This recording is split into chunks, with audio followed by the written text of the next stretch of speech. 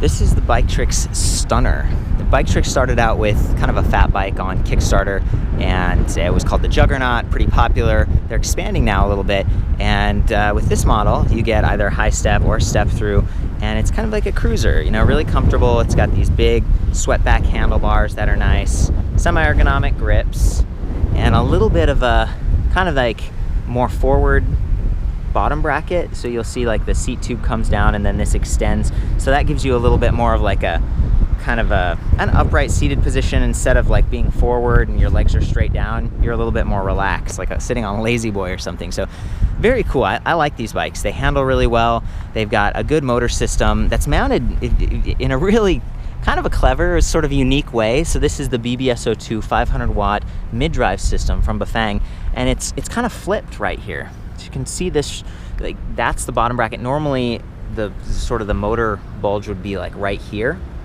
Instead they flipped it upside down, and it's even more protected inside this main triangle on the frame. So I really like that. It's a pretty good system. It uses kind of a cadence sensing technology, so when you're pedaling it senses that you're moving and basically you know, adds power right here at the bottom bracket, so you're able to leverage the cassette in the rear, and that gives you better climbing ability, a little bit more efficiency if you're reaching higher speeds. These systems don't have shift sensing technology, so depending on how you're riding, if you're shifting hard, it can kind of kunk kunk kunk. You know, you can definitely add some strain to that chain and to those rear sprockets there.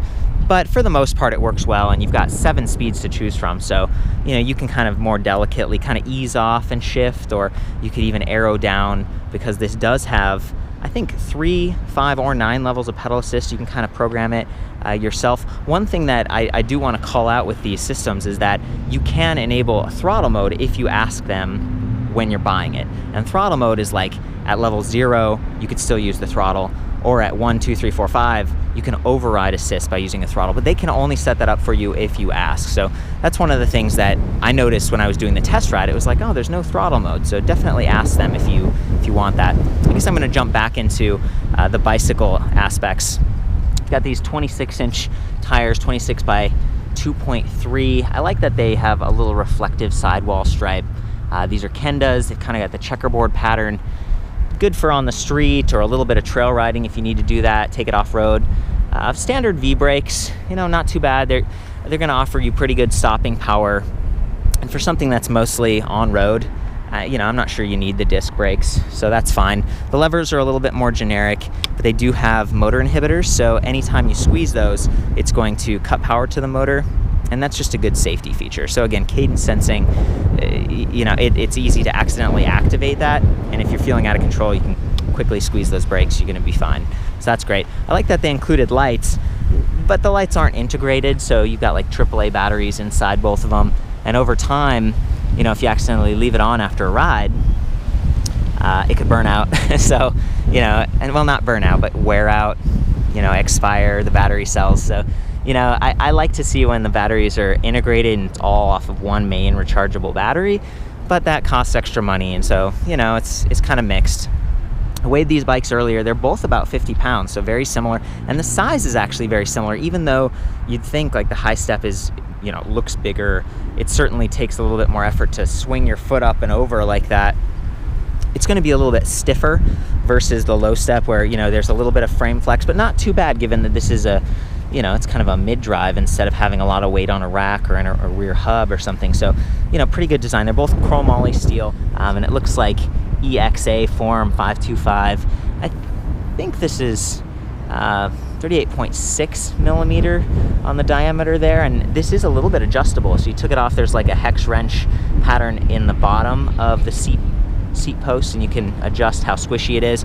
Really like that, because, you know, there's no suspension fork here, and you're going for comfort. You've already got that nice relaxed seated position. You got the big oversized saddle, so having a little bit of a suspension there, having these swept back bars, very nice. Anyway, before I was talking about the size of the frames, it's about 19.5 inches for these seat tubes, and then like 25 inches from the seat tube to the head tube on both of them.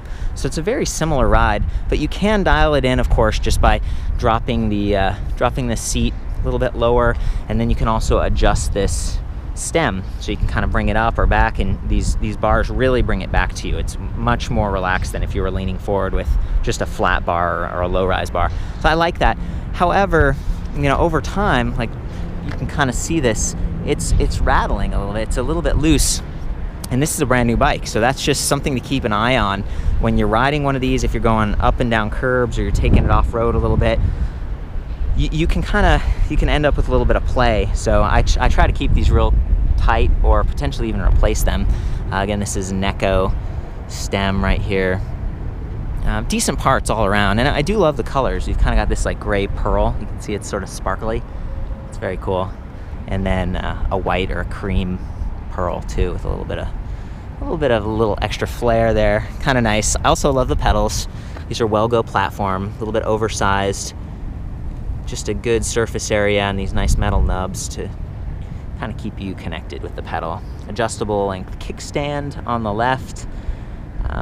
Nice stuff. The drivetrain, a little bit more, you know, kind of entry level. Turn ETX, it's basically the entry level that Shimano offers.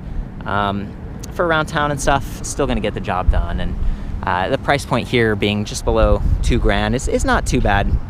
So we said it's like a 500 watt BBS02 mid-drive. That's pretty powerful. The battery on these, you'll notice that the packs are a little bit different. They're kind of like between seasons right now. So there's this one and there's that one there. Sounds like the newest versions of this bike are going to have batteries where you don't have to power them on separately, which is something I appreciate, because right now on this one, so you got to like press the battery button and then you have to press power up here again, and it's just 2 steps. It takes more time, and it's easier to forget to turn off your battery pack. Both of them can be taken off and charged separately from the bike. You'll weigh them, and it's about 7 pounds. It uses Samsung batteries. They've got a 1-year warranty for this thing, so you know, it's good stuff all around. I wanted to highlight a couple of other things real quick. I noticed that there are, looks like 3 attachment points here for the batteries on the Stunner. So that's, you know, a little bit stronger than some of the other bikes, where it's a little bit more like they've assembled it from an existing frame. These frames are actually, you know, pretty nice. And I noticed they've also got these, you know, threaded eyelets on the back, so you could add a rear rack, you could add some fenders right there. So really nice to be able to do that kind of thing and add some utility. And it sounds like they're gonna have a couple, or maybe, you know, a few different options. These ones have the mechanical V-brakes. Maybe they're gonna have hydraulic in the future, some different battery options. But as it stands, you know, you get a lot of value with a bike that's pretty well balanced, and something that's gonna be able to support a little bit more weight and give you more torque because of that mid-drive system. And one of the other cool upgrades they're looking at doing is putting bottle cage mounts. So, you know, that's something I call out all the time. I'm not sure if they'll be here or here, but just nice that you could, you know, add a lock or a mini pump or a bottle cage to one of their frames. And these are kind of the demo models, and they're pretty great as is. A lot of electric bikes don't have any of that, but it's great they're thinking about that. And also the shipping on these, again, it's a Canadian company. I think it's like $150, maybe even less to ship these. And so depending on whether you're there or here, again, the speeds and some of the different settings can be dialed in. But I like it overall. They're very comfortable bikes, very handsome looking stuff. So anyway, the batteries are 36 volt, 10.4 amp hours. So, you know, it's kind of average, I'd say. Maybe a tiny bit above average, but you've got quality cells. I like that they've run the wires through the frames and everything, so they look pretty good. Just being able to use that mid-drive system, it takes it to the next level, and it also enables you to do quick release on the front and the rear wheel. So that's going to help you, you know, change flats or true your spokes or replace tires, that kind of thing. If you take it to a shop, or maybe you need to like put it in your truck, you can take the wheels off and just make it a little bit more compact that way. So I like it. I think we've done kind of enough talking about this stuff. I'm gonna boot one of these bikes up here. Let's do the step-thru. I really like this one. I'm just gonna hold the power button here. The display comes to life. It starts out in assist level 1. Again, you can take it down to 0, but right now that trigger throttle isn't gonna work because they haven't enabled throttle mode. So that's something you'd wanna ask about if you were getting this. You can see our assist level here, our battery level, speed, it's set to miles per hour. Then down here we have our trip distance. If we press the power button again on this little control circle, we're gonna see our total distance, trip distance. So those are kind of the 2 different options. And then our level of assist, you can take it all the way up to 5. Again, that could be set to 3 levels, 5 levels, or 9 levels. more levels doesn't mean more power, it just means like finer increments, like more choices of how fast the bike's gonna go. So 5 is kind of what I like. It's like good enough range. It's not so many levels that you're like 1, 2, 3, 4, 5, 6, 7, 8, 9. You know, that's a lot of button pressing over here. It's nice to just be able to get back to 0 if you want.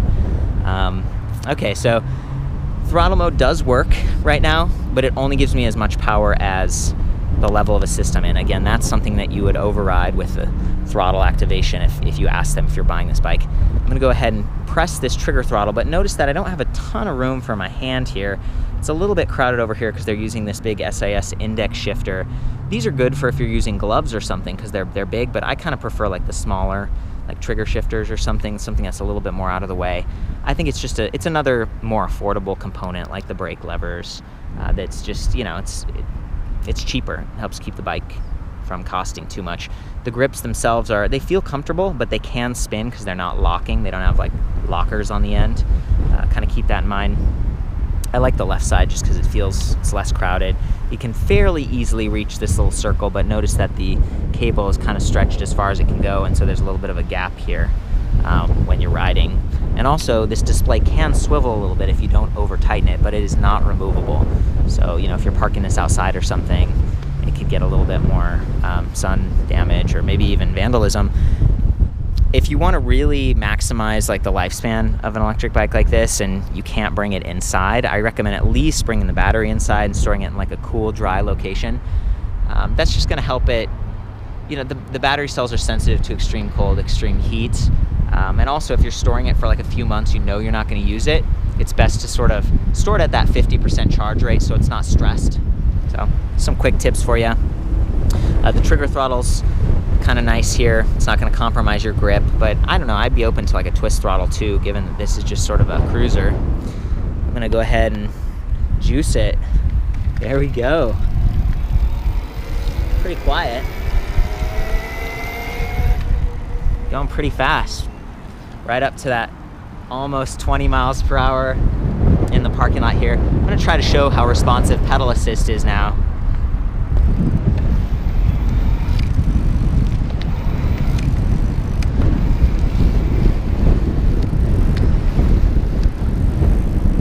Not bad.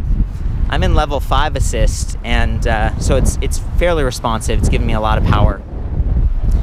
Good setup. I think this is taking a lot of different parts that we've seen from the past few years, bringing them together in a fairly affordable package with that decent 1-year warranty and the frame choices, the colors. I think this is definitely a cool bike. I've had fun testing it, and it's very comfortable. Just keep in mind, you know, try not to let that stem get loose. Same thing with the seat post here. Kind of dial that in, but once you do, you know, keep this thing nice by not taking it off-road too much. Otherwise, it might start to rattle on you. So for the full write-up on the Biktrix Stunner and some of their other models, I'll see you back at ElectricBikeReview.com. And as always, ride safe.